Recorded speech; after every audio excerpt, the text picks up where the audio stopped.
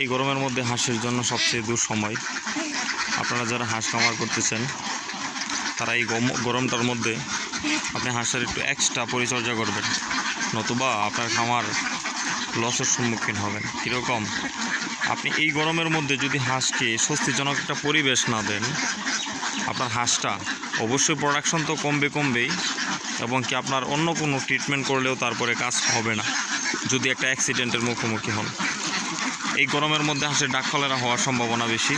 হাঁসের প্রোডাকশন, আমার নিজেরই প্রোডাকশন অনেক কমে গেছে হাঁসের। আমি আর কি বলবো, এখন বর্তমানে শুধু স্যালাইন, লাইসোবিট এগুলো চলতেছে। আর বড় কথা হচ্ছে, আপনি যতবার আপনি হাঁসকে পানি দিবেন ঠিক ততবার এই পানির সাথে অবশ্যই স্যালাইন দেওয়ার চেষ্টা করবেন। স্যালাইন দিবেন, লেবু দিবেন, এবং সাথে লাইসোবিট দিলে আরেকটু বেশি ভালো হয়। আর অবশ্যই এই গরমের মধ্যে আপনার ওই স্যালাইন জাতীয় মেডিসিনগুলো যেইগুলো আছে এইগুলো পাশে রাখবেন। এই দেখেন এত সুন্দর একটা পরিবেশ দেওয়ার পরেও আমার হাঁসগুলো হাঁ করে রয়েছে। আসলে বর্তমানে যেই ওয়েদার, এই আবহাওয়াতে হাঁস খামার নিয়ে মোটামুটি আমরা সকলেই দুশ্চিন্তার মধ্যে আছি। কেন? আপনি যত শীত দিবেন আপনার হাঁসের তেমন একটা অ্যাক্সিডেন্টাল সমস্যা হওয়ার সম্ভাবনা খুব কম। কিন্তু আপনার এই গরমের মধ্যে হাঁস মানে তার শরীরে কোনো স্বস্তিই পাবে না। কেন? হাঁস এমনিতেই একটু গরম প্রাণী। এই দেখেন অবস্থা, এই দেখেন এই গরমের মধ্যে একটা ডিম ছাড়ছে, একটা চাম ডিম ছাড়ছে। এই যে আরেকটা ডিম পেরে ভেঙেও ফেলছে।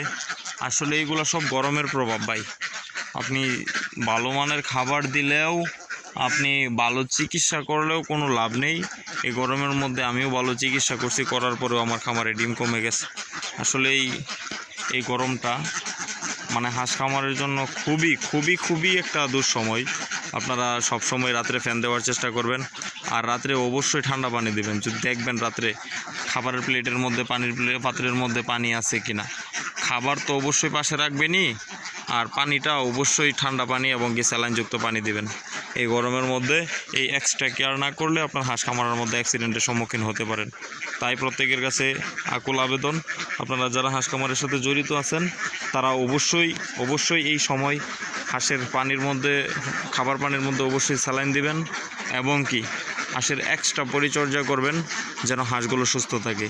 অবশ্যই খামারে ফ্যান দিবেন, এবং কি রাত্রের বেলা 2 থেকে 3 বার পানি দেওয়ার চেষ্টা করবেন, এবং কি দিনের বেলা যেই হাঁসটা যেই জায়গাটার মধ্যে গোসল করবে সেই পানিটা অবশ্যই স্বচ্ছ পরিষ্কার ক্লিয়ার একটা পানি দিবেন, এবং ঠান্ডা পানি।